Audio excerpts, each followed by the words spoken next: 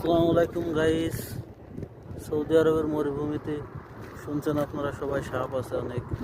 এই দেখেন, এই যে এইসব হচ্ছে সাপ, তারপরে কই সাপ, এইগুলো এখানে থাকে। এই যে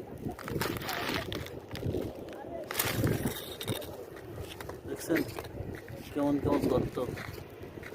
এই যে আমার কাছে যাইতে ভয় করতেছে। যে অনেক বড় একটা গর্ত,